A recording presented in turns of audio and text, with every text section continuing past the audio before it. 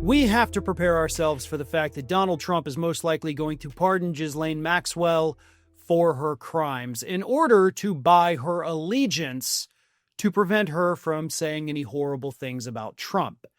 And we got another indication this week that Donald Trump, of course, was considering it because he refused to rule out the possibility. Sometimes it's not what somebody says, it's what they don't say. And when Donald Trump was pressed in the Oval Office by CNN correspondent Caitlin Collins about whether or not he would pardon her, Trump did not say no. In fact, he danced around the issue, indicating that he is leaning towards giving her a pardon. And it all started this week, of course, because the Supreme Court rejected Maxwell's appeal. So here's how Caitlin Collins starts it. The Supreme Court is back, and they rejected today an appeal by Maxwell to overturn her conviction. That means her only chance of getting out of prison is a pardon. Is that something you're... And Trump interrupts her and says, "Who are we talking about?" And Collins responded and said, "Ghislaine Maxwell." So Trump goes, I haven't heard that name in so long. I can say this, that I'd have to take a look at it. I would have to take a look. Did they reject that? As if he doesn't know. Collins says, she wanted to appeal her conviction, and they said that they were not going to hear her appeal.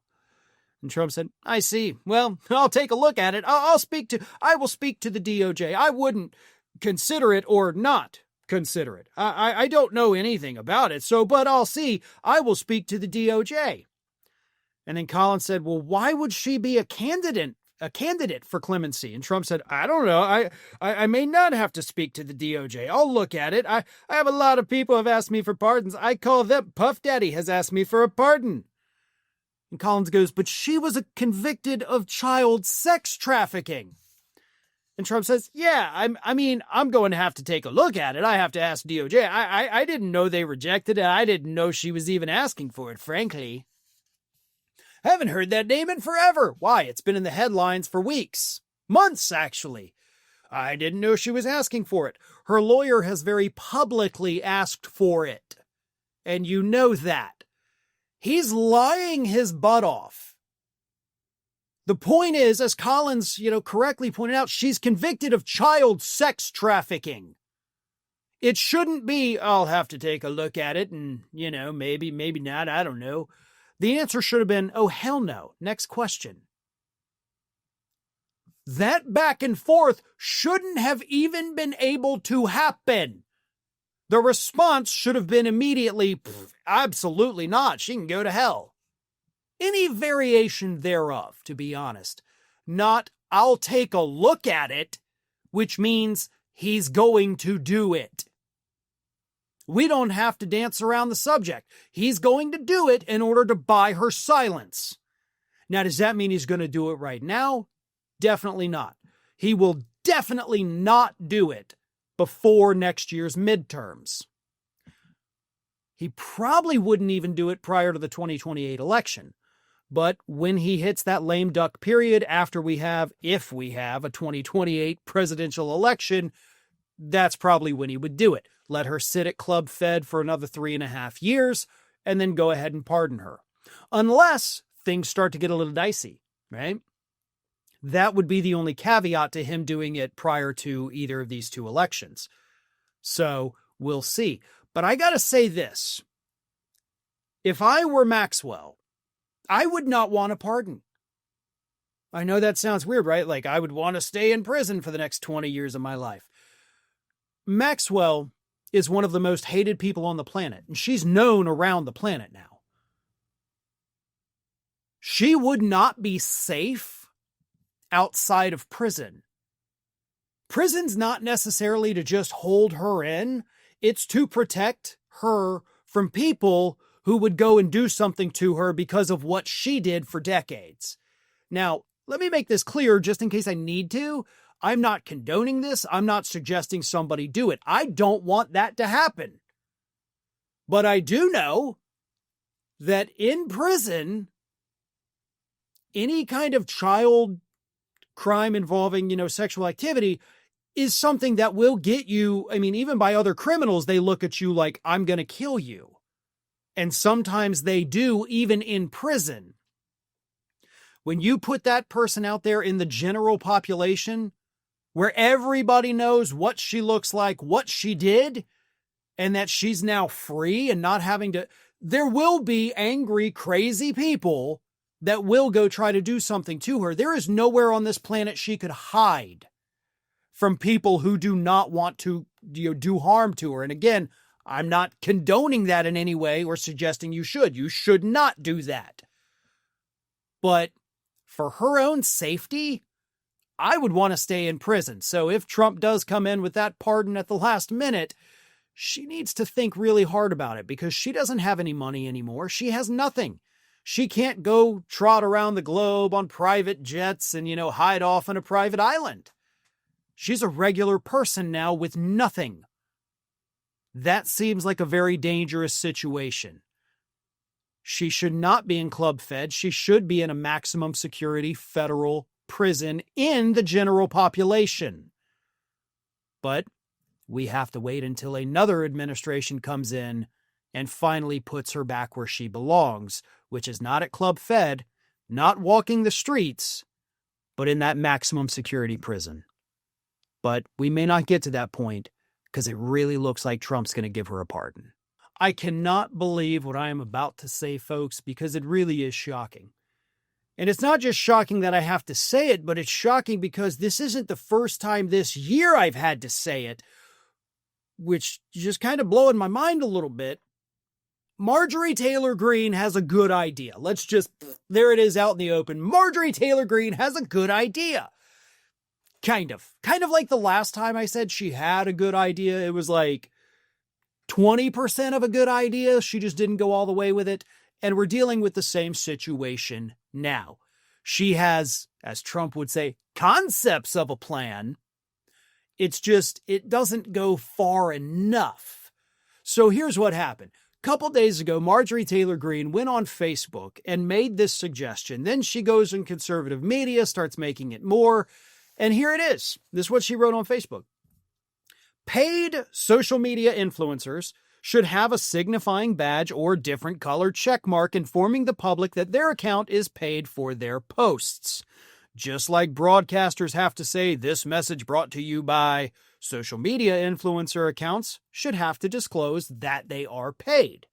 And there are all types of paid influencers, political, corporate sponsorships, even foreign governments. But the American people have a right to know if an account they follow is organic or paid. Now again, 100% of that I like. But that 100% is still like only 20% of where it needs to go. First and foremost, the thing I love about every time Marjorie Taylor Greene has a good idea is because she only thinks it's going to affect the left. Let's not get that confused. She's doing this because of the recent story about that group, Chorus. That is, of course, paying people on the left to kind of run these workshops to train people for social media, which is definitely not paying you to say this, this, and this, like some people have claimed. That's not what's happening with that group. It's a great group, by the way. No, I'm not a part of it, was never even invited. A little hurt by that. But anyway, she is this is what is coming of that. Like, that's what she thinks is going to happen. We're going to get all these leftists. But in reality, these leftists are not paid to say things. They're paid to train other people to start doing this as well, to amplify messages, right?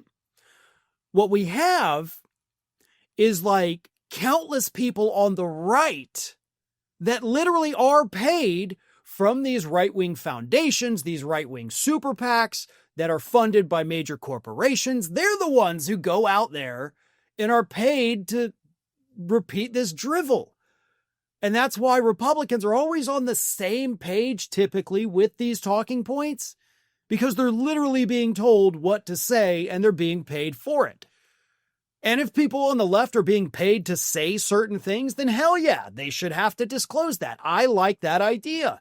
But let's take it a step further, Marge. Let's go that extra step.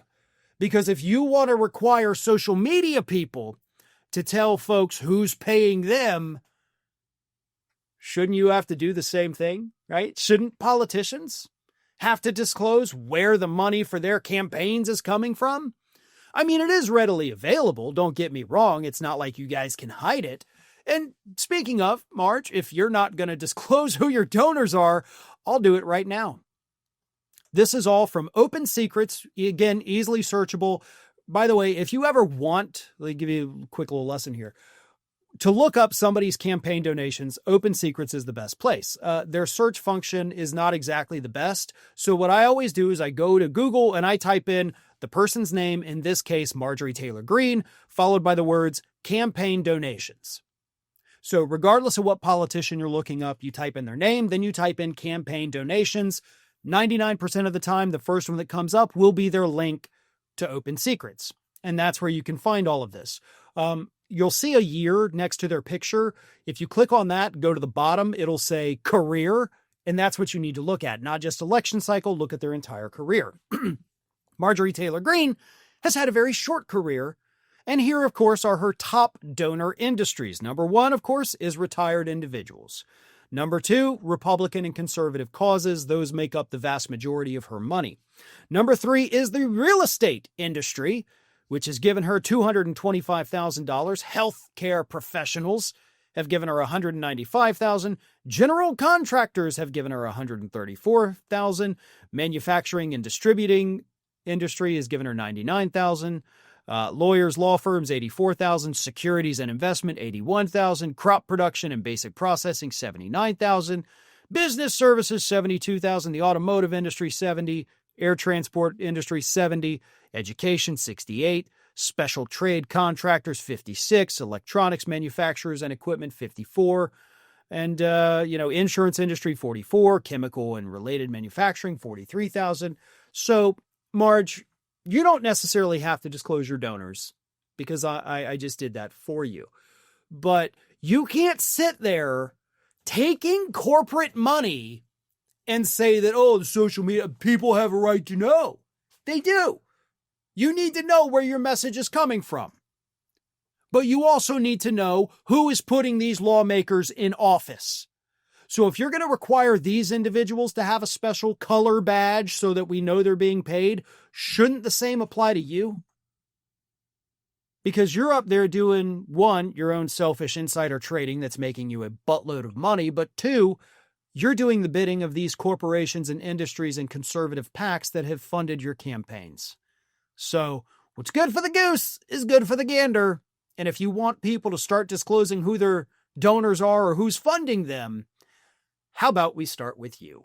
As federal agents, including ICE, Border Patrol, the FBI, and the ATF, all keep descending upon Chicago to conduct these raids, local police are being caught in the crossfire. Now, I don't mean with real bullets, but rubber bullets, and of course, tear gas.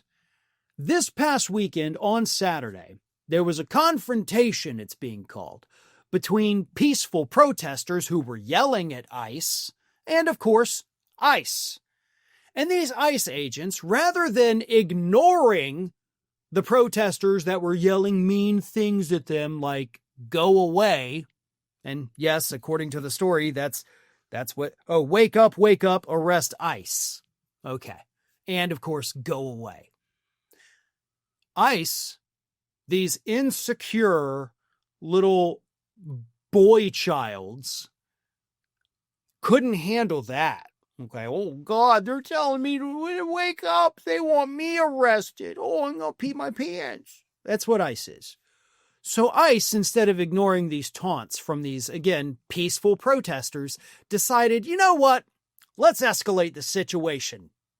So they started firing tear gas, which is banned in warfare as a war crime, but we can use it against our own citizens because, why not? So they start tear gassing everybody, including the local police officers that were there to ensure that nobody's First Amendment rights were violated. So basically the cops kind of on the side of the protesters. So ICE decided to tear gas them as well. That's right, folks. The party that says back the blue and blue lives matter is literally tear gassing police officers for protecting the constitutional rights of protesters. ICE did that this weekend. And according to Broadview Police Chief Thomas Mills, this isn't the first time that these federal agents have gassed his officers. They gassed them on September 12th during a very similar incident. Protesters were there, so was ICE. There was no violence. Protesters were not doing anything illegal, but ICE just decides we don't like people yelling mean things at us because we're a bunch of crybabies, so we're going to tear gas you. And they did, and they tear gassed the cops as well. But let me read you this. So during the September 12th incident, an ICE agent verbally assaulted Mills while he was on the scene, ensuring everyone's First Amendment rights were protected, adding that in his 37 years of working with federal agencies, such behavior had never occurred. Tensions between ICE and local law enforcement in the Chicagoland area have escalated in recent weeks. Mills accused immigration agents of making false 911 calls, including one instance in which an agent reported someone tampering with a gate at the Broadview facility, and when officers responded, they found only a photographer and a security guard outside the building. Mills called the incident disturbing and noted it was part of a pattern of questionable calls and other aggressive actions by ICE agents, including the use of chemical agents and projectiles against journalists. He has opened criminal investigations and is considering legal action to hold the agency accountable. And I hope he does. Legal action needs to be taken. These masked Gestapo agents are lawless. They're not following any rules. They're not following any guidelines. They're trampling on our constitutional rights and poisoning us in the process with these gases. Now, I already talked about the fact that in Oregon, at a local ICE facility, they actually had to shut down a school because of the amount of tear gas that ICE had been using against protesters. It traveled 2 blocks down the road in such heavy clouds that the entire school became contaminated and shut down. And I don't mean shut down so they could clean it, shut down permanently because of how much tear gas is now exposed in that building, inside of it. The use of tear gas in warfare is a war crime. We are not allowed to deploy tear gas, no country is, against another country. Because it is toxic, it is volatile. But here in the United States, we can use it against ourselves. And that's exactly what's happening now. And ICE doesn't care. It really is shoot first, ask questions, never. It doesn't matter if there's cops. It doesn't matter if there's firefighters, which according to the report have also been tear gassed by ICE. It doesn't matter who you are. If you're not one of our hooded, Klan folk, we're going to gas you. Because let's be real, they're covering their faces, much like the Klan. And I don't think that's a coincidence here. They don't want people to know who they really are, because underneath those masks, they're nothing but a group of scared little babies who would rather trample your constitutional rights than have you tell them, go away. Donald Trump had an absolute meltdown this week after Fox News decided to speak to somebody who just happened to tell the truth about the government shutdown. And that somebody was, of course, Democratic Senator Mark Kelly from Arizona, who told Fox News host Peter Doocy, quote, "This is about the price that Americans have to pay for their health care. We could sort this out next week sometime or as early as Monday if Mike Johnson would bring back the Republican House. We get together and have a real negotiation about how to bring down these high costs for the American people."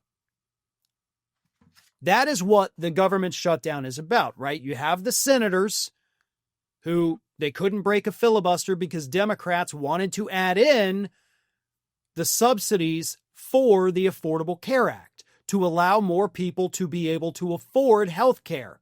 Not undocumented people. They can't sign up for the program anyway. So this talking point from Mike Johnson, from Chuck Grassley, and of course Donald Trump himself, the Democrats are trying to give undocumented people health care. Like, that's not a part of it at all. It's about re-engaging those subsidies, reauthorizing those subsidies that the one big beautiful bill took away from people. That's it. We're trying to make sure, or they are, I should say, I'm not a senator yet. They are trying to make sure you don't lose your health care. So that's what this is about. And that's the truth. And Mark Kelly told the truth to the Fox News audience. So of course, Donald Trump gets pissed off about this and throws a big old tizzy. And he gets on Truth Social, as he always does, and goes after Fox News saying this. Why is Fox News and Peter Doocy putting on Democrat Senator Mark Kelly to talk about totally unabated or challenged health care? The fake spin is so bad for Republicans that it is hard to believe that we win. It will be very unfair in the future when they don't have Trump to fight for them. Therefore, we should fix it now. I'm watching this interview. It just doesn't end. Fox should either get on board or get off board now. But at this point, it just doesn't make any difference to me. They suck up the ratings because of us and then spin them in the Democrats' direction. They refuse to put up polls that correctly show me at 65% in popularity, a Republican record. But if I have a fake bad poll, many of which are done by Fox, one of the worst pollsters out there is the Fox News poll, they put them up immediately and with gusto. Republicans are so tired of this fight with Fox always trying to be so politically correct. Thank you for your attention to this matter. Jesus H. I don't even know where to start with debunking this. How about the fact, let's go with this.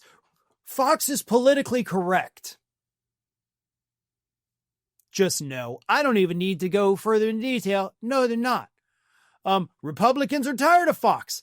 They're continuing to kill it in the ratings, dude. Republicans are not tired of it. If anything, they're attracting more Republicans to them. So you're wrong twice now. Then, of course, I'm actually at 65% approval rating, which is a Republican record. First of all, no, you're not. Second of all, no, it wouldn't be.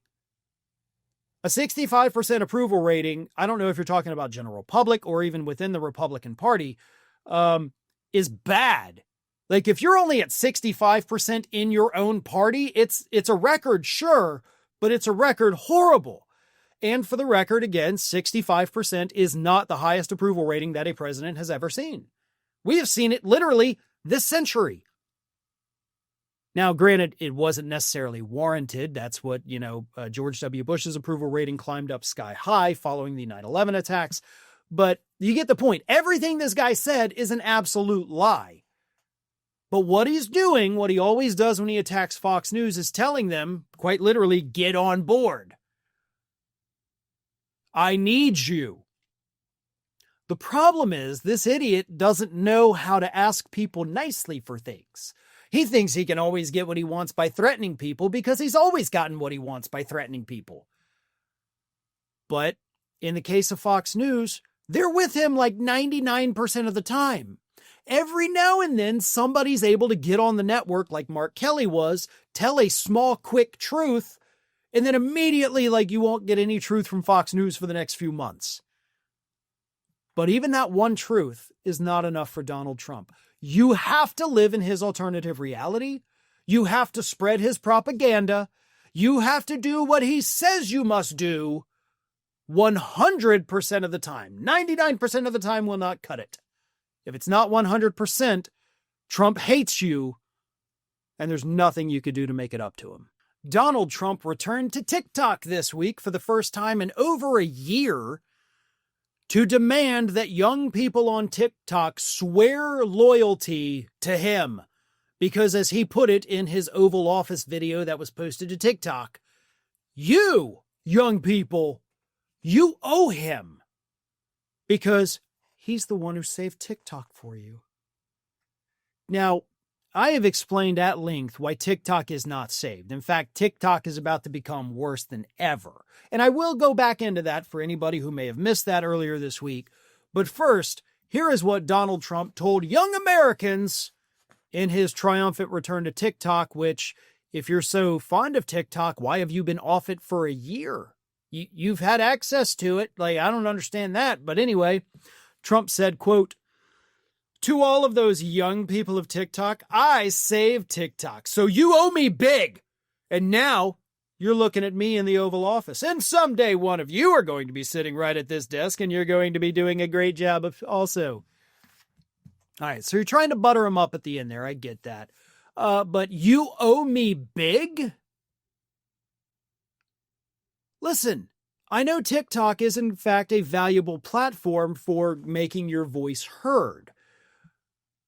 But also, keep this in mind, folks. I don't know if y'all know this. Humanity actually survived quite well before TikTok came along. Did you know that? Did you know that human beings existed and even were thriving prior to TikTok? Huh. I mean, it's not like you saved the planet. You didn't save human beings from extinction. You saved influencers, the platform upon which they make a shit ton of money. That's what it is. Okay? There's other platforms that do the same thing, owned by American people who, just like TikTok, are going to sell your data to whoever wants it. Okay? There's really no difference. If you prefer TikTok, prefer TikTok. I have nothing against it. I have nothing against, Reels on Instagram or Facebook. I scroll through all of them. But here's the thing. He is demanding that these young voters swear loyalty to him. But before you get, your right hand on the Bible, talking about how much you love Donald Trump for doing this, everybody needs to keep in mind that the TikTok you used to know and love is about to not exist by Trump's own admission. Trump admitted when he signed this deal that, by the way, China hasn't even agreed to yet. They could reject it and it may not even happen, and then TikTok is dead. But he said, we're going to turn it into a right-wing platform, kind of like Elon Musk did with Twitter. Oh, sure, it's not Republican or Democrat, but Republicans get hyped. They get better algorithmic, placement. And TikTok's going to do the same thing. Trump mentioned that when he signed the deal. He literally said it. And he didn't even need to say it because it's being sold to his good buddy Larry Ellison, who just bought CBS and is already turning it more conservative. He's a massive Trump donor. And the other person buying part of it is Rupert Murdoch, the Fox News owner. And plenty of other conservative outlets across the world. So two high-profile conservatives are going to be running things at TikTok in the U.S. It's going to be a right-wing platform. People on the left will get demonetized. They will get kicked off the platform. They will just suffer other forms of algorithmic, shifts that make them completely unnoticeable anymore. It's going to be a death blow to anybody that's not on the right with TikTok. So no, Trump didn't save it. If anything, he made it worse than ever. But also, young voters, politicians do good things and bad things for you all the time. You don't owe any of them. It's literally their job to do this. It's like if you're working for any business and you're like, hey, boss, I did that report I was supposed to do. Here you go. You owe me big time now. Like, no, you get paid to do this job. You did the job. Thank you for your service. I don't owe you. This is what you're required to do. So I wouldn't swear a loyalty oath to literally anyone or any party. Young voters, continue to make up your own minds about what to do. Stay informed. But another part of the reason Trump is so mad telling young voters, you owe me big, is because recent polls have come out and shown that now Donald Trump's disapproval rating is highest among that particular age group, the 18 to 30s. So he's mad that you guys don't love him, and now he's demanding that you love him. And if that doesn't sound like an abusive relationship, then I don't know what is.